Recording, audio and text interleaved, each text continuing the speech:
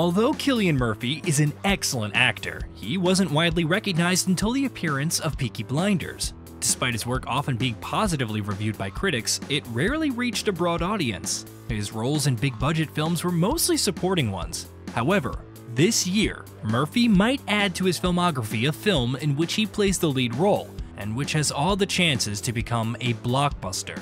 This video is about the vibrant yet somewhat under-the-radar career of Cillian Murphy. Enjoy the show. Cillian Murphy was born on May 25, 1976 in the town of Douglas, Ireland. As a child, Murphy didn't dream of becoming an actor. Instead, he wanted to be a rock musician. However, when he turned 16, his plans changed. After attending a drama class organized by a school teacher, Murphy realized that theater evoked stronger emotions in him than music. As a result, he joined a drama club and made his stage debut 4 years later in a production titled Disco Pigs. After his debut, Murphy decided to pursue acting and quit university. Alongside his drama group, he embarked on a European tour. His theater career began to take off rapidly. Murphy first moved to Dublin and then to London, where he continued performing in local theaters. Parallel to his stage performances, Cillian began to try his hand at film. His first works were short films, but in 1999, he landed the lead role in the film Sunburn, which unfortunately failed to capture the audience's interest. In 2001, the actor returned to Disco Pigs, this time in the film adaptation of the play that had inspired him to choose an acting career. The film didn't generate much interest among viewers, but played a crucial role in Murphy's career. Director Danny Boyle noticed Murphy's performance and invited him to play the lead role in his film 28 Days Later. Before this, Boyle had offered the role to Leonardo DiCaprio, with whom he had worked on The Beach, but DiCaprio wasn't particularly interested in the project and Murphy got the part. The film was a revelation for that year. With a budget of $8 million, it made over $80 million at the box office. High gross revenues were matched by equally high ratings from both viewers and critics. The film's success led to a sequel 28 weeks later, released in 2007, but without Murphy in the lead role and Boyle in the director's chair. For Murphy, his role in 28 Days Later wouldn't necessarily be called a breakthrough, but thanks to it, the actor began to receive more invitations for new projects. Particularly busy for Murphy was 2003. First, the film Intermission was released, in which Murphy starred alongside another popular Irishman, Colin Farrell. The film was primarily shown in European cinemas and managed to collect $5 million on a similar budget, but it demonstrated fairly good ratings. Then followed the actor's Hollywood debut. He appears in a cameo role in the film Cold Mountain and plays a supporting role in Girl with a Pearl Earring. Both films were warmly received by audiences, but to be honest, Murphy's presence in them was not a decisive factor in the audience's rave reviews. But again, the one who needed to could see Murphy's acting. This time, that person was Christopher Nolan, who, being upset with Josh Hartnett for his refusal to play Batman, was looking for someone to hand the Dark Knight suit to. The first in line for the fitting was Murphy, but by his own admission, Murphy felt very uncomfortable in the superhero suit, and Nolan, noticing this, decided to offer Murphy the role of Scarecrow, which he felt was a better fit for the actor. Murphy liked the image of the antagonist, and he agreed to participate in the film. In the end, everything turned out for the best. Christian Bale fit perfectly into the role of Batman, Murphy was excellent as the antagonist, and the film Batman Begins was warmly received by audiences, demonstrating high ratings and collecting a total of $370 million at the box office worldwide. This time, Murphy was not ignored by the audience, and his performance was noted by many as one of the main advantages of the film. Nolan himself was delighted with Murphy's acting and invited the actor to star in the 2 subsequent continuations of the Dark Knight story, which collectively earned the creator another $2 billion. 2005 wasn't limited to Nolan's film for the actor. In addition to Batman, the film Breakfast on Pluto, for which the actor received a Golden Globe nomination, and Wes Craven's thriller Red Eye, in which Rachel McAdams also starred, were released. The latter once again demonstrated to the audience Murphy's talent to play antagonists in such a way that he overshadowed the main characters.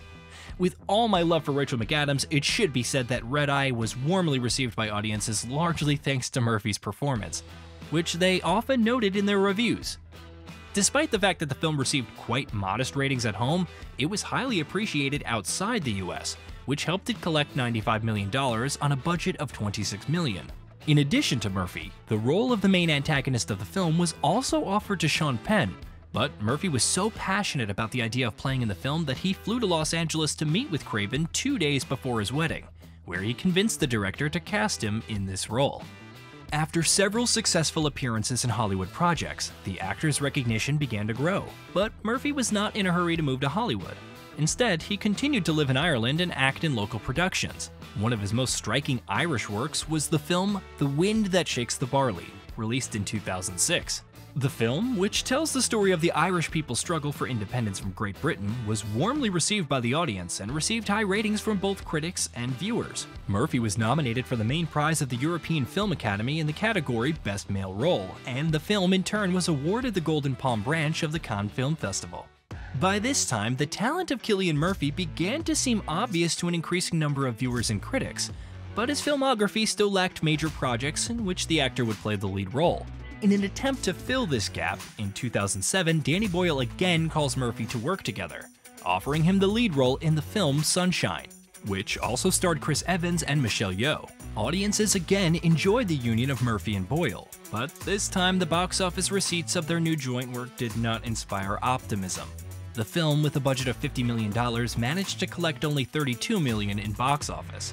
However, this did not prevent the film from eventually entering the list of the best science fiction films. The actor also did not bypass rom-coms, when in 2007 he starred with Lucy Liu and Jason Sudeikis in the comedy Watching the Detectives. But box office earnings of $15,000 and quite average ratings made the actor reconsider his views on the genre. It is worth saying that even in the genres familiar to the actor, things were also not going the best way. The subsequent films Peacock and Perrier's Bounty were able to demonstrate not the highest ratings and frankly low box office receipts. After this, the actor began a rather lengthy period of supporting roles. Being one of Nolan's favorite actors, in 2010 Murphy appeared in a new picture of the director, starring in the film Inception. Nolan's favoritism was further confirmed by the fact that the director allowed Murphy to choose the character he wanted to play in the film. As a result, Cillian chose a character named Robert Fisher. Despite the secondary nature of the role, again for many viewers, his performance was one of the more memorable moments of the film. The same can be said about the film In Time, where Murphy played a detective chasing Justin Timberlake's character. The film demonstrated not the greatest interest at home, collecting only $37 million with quite modest ratings, but was received much warmer outside the US and managed to raise box office receipts to $170 million. Meanwhile, whether in America or beyond, Cillian's performance was noted by many viewers in a positive light. Murphy got another chance to play a leading role in 2011 with the release of the film Red Lights, in which Sigourney Weaver, Elizabeth Olsen, and Robert De Niro also starred. However, despite the excellent cast, the film received mixed reviews from viewers and unequivocally flopped at the box office, grossing $14 million with a similar budget. In 2012, the actor appeared on the same screen with Tim Roth in the film Broken, but this work too was met with a box office failure. Yet at the same time, the film demonstrated excellent ratings from viewers and critics. At this point, Murphy's career was not in the best shape. For most directors, his presence in film was not that mandatory, and producers did not go out of their way to get Cillian into their projects at any cost. In addition to this, viewers had formed an opinion that the actor only aspired to play negative characters. Murphy himself has repeatedly stated that there are only 2 negative characters in his collection of roles. These are Scarecrow in the film Batman Begins and his character in the film Red Eye. The other characters caught the actor's attention in that you cannot confidently say whether they are positive or negative heroes. The actor himself, who did not chase publicity, was not overly concerned about the absence of blockbusters in his filmography in which he would be at the forefront. He still lived in Ireland, where he continued to perform on the theater stage, and it seemed that such a life quite suited him. But global popularity found Cillian itself, and where he hadn't expected it at all. Lacking new interesting projects on the big screen, Murphy decided to try his hand at television. In 2012, the BBC launched the production of the series Peaky Blinders, the script for which was written by Stephen Knight. Initially, Knight only considered 2 candidates for the role of Thomas Shelby, Cillian Murphy and Jason Statham. After meeting with each of them in turn, Knight decided to settle on Statham, considering Jason's experience in Guy Ritchie's films, which were stylistically similar to Knight's series. Upon learning of this, Murphy wrote a letter to the screenwriter, asking him for a chance. The actor's words convinced Knight, and he invited Cillian to audition, as a result of which he without a doubt gave him the role. I think everyone benefited from this choice. Murphy became the true embodiment of the series, while Statham, not having entered the Shelby family, did not stay on the street, because he was subsequently sheltered by another very friendly family, which is familiar with the series not by hearsay. The premiere of Peaky Blinders in 2013 became one of the most discussed events of that year, and over time the series turned into a cultural phenomenon. The number of fans grew with each new season, and the character Thomas Shelby finally brought Cillian Murphy the deserved worldwide fame. The series fans were so impressed with the main character that for a while the most popular hairstyle in barbershops was the so-called undercut, worn by Thomas Shelby.